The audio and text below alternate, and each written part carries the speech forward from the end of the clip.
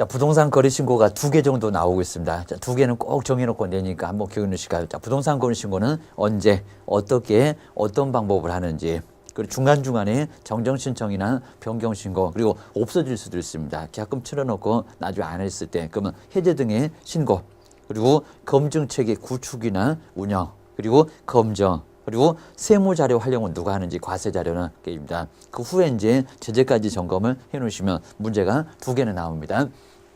자, 먼저 첫 번째 우리 부동산 거래 신고서 그 거래는 매매를 했을 때입니다. 교환도 아닙니다. 그래서 매매를 했을 때 증여는 더 아닙니다. 전세권 설정이나 그런 거 아니고요. 그러면 신고는 누가 할까요? 먼저 첫 번째 거래 당사자. 자, 매도 매수인 쪽에서 직접 거래했을 때는 거래 당사자가, 그리고 거래 계약 체결해 놓고 60일입니다. 잔금이 아닙니다. 그리고 15일이 아닙니다. 그리고 물건 소재지입니다. 주소지가 아니라 여러 가지로 언제, 그리고 얼마 만에 어디 가서 신고할까요? 자, 이런 부분을 시험 문제 자꾸 내고 있으니까요. 여기도 주의를 꼭 해주셔야 됩니다. 그리고 만약에 당사자가 누구한테 찾아왔을 때, 개업 공인중개사한테 찾아왔을 때, 예, 똑같습니다. 거래계약 체결로부터 60일 이내에, 그리고 매도 매수인은 서명 날인을 하지 않습니다. 개업 공인중개사만 서명 날인해서 제출하거나 전자문서로 신고를 하게 돼 있고요. 그리고 주택거래 신고는 이제 완전히 없어졌습니다. 15일 이내에 아파트만, 그리고 주택거래 신고지역에서 있었던 거 모두 다 없어졌다. 기억하시됩니다. 자, 그리고 이제 신고 대상 보실까요? 특히 이제 니은번, 디귿번 주의하십시오. 입주권, 분양권. 근데 법이 2개입니다. 택지개발 촉진법, 그렇게 시험 문제도 내본 적이 있습니다. 근데 정비법, 그리고 이제 주택법입니다. 토지 건축물은 당연히 신고하고요. 근데 여기는 도시개발법 없죠. 그리고 건축법 없죠. 꼭 주의하셔야 됩니다. 그리고 판결이 됐건, 그리고 경매가 됐건, 그리고 이제 증여가 될까, 이런 것들은 신고 대상에 들어가지를 않습니다. 금액이 다 판단되니까 기하셔야 됩니다. 그다음 이제 우리 신고 내용에서 이제 거래 지분이나, 그다음 이제 계약 대상의 면적이나, 그리고 조건이나 기한은, 이런 것들은 이제 나중에 정정 신청을 할 때에 그런 부분에서 이제 나오게 될 거니까요. 바로 정정 신청의 대상들. 그리고 이제 요 조건이나 기한은 바로 변경 신고 대상으로 이제 삼으시면 될 것 같습니다. 계약의 조건이나 기한, 그리고 물건의 거래 금액, 여기는 거래 계약서 사본이 필요합니다. 그다음에 이제 중도금이나 또는 잔금, 그리고 그 지급일까지 신고 대상으로 삼았었고요. 그다음에 15번, 6번 주의하십시오. 공동 매수했을 때 매수인 갑을 병인데 누구만 을만 빠졌습니다. 그러면 갑하고 병이 신고했다고, 나중에 이제 거랬다고 다시 여기는 변경 신고할 수가 있습니다. 그 다음에 여러 물건을 거랬을 때, 자, 일부 물건을 교체, 추가 교체는 안 되고요. 바꿀 수는 있습니다. A, B, C 거랬다가 A가 빠졌다 그러면 B하고 C만 남았다. 여기가 변경 신고 할 수가 있습니다. 그 다음 이제 신고할 사항에서 한번 보실까요? 신고할 사항, 여기도 자꾸 내고 있습니다. 자, 먼저 누가 계약했을까요? 매수인, 매도인의 인적사항, 주소, 성명 같은 것들 신고 대상이고요. 그리고 계약일, 계약금이 아닙니다. 그리고 중도금이 아니라 중도금 지급일, 잔금이 아니라 잔금 지급일입니다. 다 날짜였습니다. 계약금은 나오지 않습니다. 주의하셔야 됩니다. 그 다음 이제 거래대상 부동산에 소재지, 지번이나 지목이나 어차피 뭐 거래했던 거 다 들어갈 거고요. 그리고 토지냐 건축물이냐 종류, 그리고 거래대상 부동산의 면적, 그리고 예정이 아니라 실제 거래 가격 계획입니다. 조건이나 기한이 있으면 조건이나 기한, 그리고 개업 공인중개사의 바로 인적사항, 그리고 중개사무소의 소재지, 이런 것들, 이게 바로 이제 신고 대상에 들어가요. 직거래 있으면 이거는 안 들어갈 거고, 조건이나 기한이 없으면 여기도 안 들어갈 거고, 이런 것들은 필수적인 신고 대상 기억하셔야 됩니다. 자, 그다음에 신고서 그 서식도 한번 간단하게, 우리 서식도 점검을 좀 해놓으셔야 될 필요가 있을 겁니다. 자, 분양금액 난해, 우리 분양권의 경우는 분양금액을, 입주권은 여기서 주의하실 게 이제 권리 가격하고 추가 부담금이 있습니다. 근데 우리 시험 문제가 분양권에다가 추가 부담금 이렇게 내본 적이 있습니다. 그건 아니고 입주권이었을 때는 추가 부담금이 나오죠. 이런 게 상당히 어려웠습니다. 그리고 이제 계약 대상 면적, 주의하실 게 집합건축물은 뭐고 전용 면적을 적고요. 그 밖에 이제 단독주택 같으면 연면적을 적습니다. 자, 이런 것들이 상당히 어려울 수가 있으니까요. 정리를 꼭 한번 해 놓으실 필요가 있습니다. 자, 세 번째, 네 번째 한번 참고 한번 해놓으시고요. 그다음 이제 이렇게 신고서 소식에서도 상당히 쉬운 문제가 나오게 되면 어려우니까요. 정리를 꼭 해놓으셔야 됩니다. 그리고 자, 신고 절차가 이제 아주 중요합니다. 자, 먼저 공동으로 신고하는 것. 거래 당사자가 와서 신고서를 써서 내거나 전자문서로도 가능하고요. 그다음에 거래 당사자도 일방이 제출하는 것은 공동이 아니었습니다. 쌍방이 아니라 일방이 제출해요. 그리고 단독으로 신고하는 거, 한 사람이 신고를 거절했을 때 매는 혼자 온 이유, 사유서가 필요하고요. 누군지 확인하겠다는 거래계약서 사본이 필요합니다. 아주 소리가 복잡해집니다. 그리고 전자문서는 안 되고요. 주의하셔야 됩니다. 그리고 항상 신고할 때 신분증명서를 제시를 하라는 겁니다. 안 그러면 신고를 못해요. 그리고 우리 개업공인중개사가 매도 매수인 찾아왔을 때 그럼 신고 의무자, 여기는 이제 신고서를 써서 내거나 아니면 인터넷으로 전자문서로 신고를 하거나, 그리고 매도 매수는 서명 날을 한다 안 한다 안 한다. 꼭 기억하셔야 됩니다.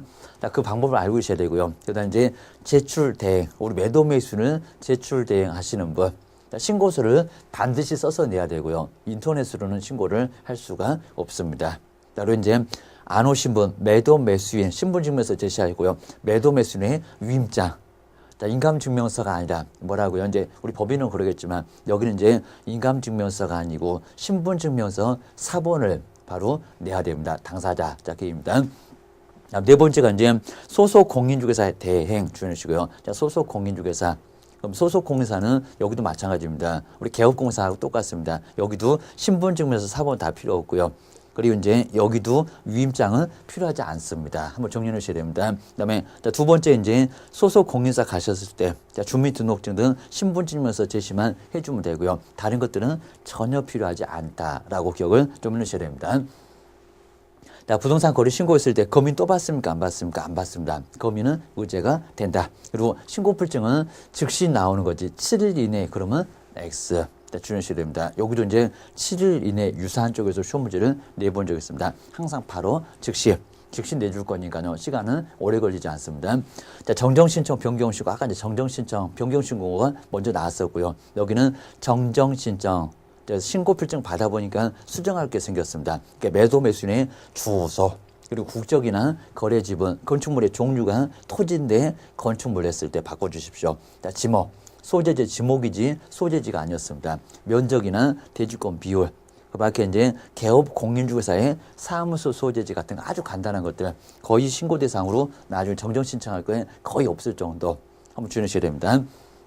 야, 그 외에 이제 우리 변경 신고는 신고서 소식도 있었고요. 그리고 신고를 한 후에 내용이 달라졌을 때 여기는 내용이 상당히 커진다고 했습니다. 그리고 거래 금액을 바꿀 때만큼은 거래계약서 사본을 첨부를 해야 된다는 겁니다. 기억을 꼭 넣으셔야 됩니다. 그다음에 이제 없어졌을 때 보시니까 해제 등의 신고가 있을 겁니다. 없어졌을 때 이렇게 이제 거래 내용을 신고한 후에 매매계약 등이 해제가 됐을 때, 근데 당사자가 서명 날인 한다 안 한다, 여기는 한다. 거래 당사자가 서명 날인을 반드시 하게 돼 있다는 겁니다. 자, 주의를 해놓으시고요. 그리고 여기는 이제 할 수 있다, 제출을 할 수 있다지 하여야 한다, 그건 아니다 라고 기억을 넣으셔야 됩니다. 여기도 바로 즉시 교부가 되는 거예요. 이쪽에다 시험 문제 냈었습니다. 7일 이내에 교부한다, 그건 아니다입니다. 해제 등의 신고도 바로 즉시 처리가 되니까요. 여기는 즉시 처리가 돼서 교부를 받을 수 있다 기억하셔야 됩니다.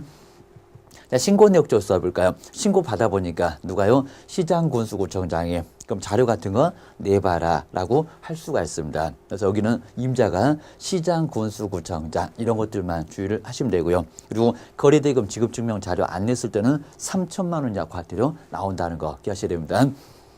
그래서 이제 거래대금 지급을 증명할 수 있는 통장 사본이나 그리고 입금표나 자, 이런 것들 바로 내야 그래야 이제 문제가 없습니다.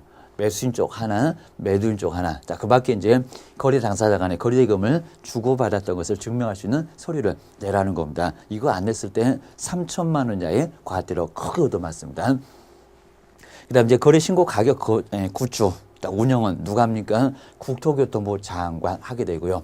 그래서 이제 장관이 필요하니까 자료 좀 달라라고 해서 시장한테 요구도 할 수 있고, 임자가 이제 국토교통부 장관이었었다. 그리고 구축은 반드시 하여야 한다. 이쪽 포인트만 잘 기억을 좀 해놓으시면 될 것 같습니다. 그 외에 이제 우리 검증은 신고를 받아보시는 시장군수구청장, 그리고 검증 결과도 반드시 통보를 해야 되고요. 그다음 이제 세무관세자항이 뭐합니까? 과세 자료로 활용을 할 수가 있을 겁니다. 이렇게 통보를 반드시 하게 돼 있고요. 그다음에 세무관세자항이 과세 자료 활용은 꼭 해야 되는 게 아니라 할 수 있다. 기억하셔야 됩니다.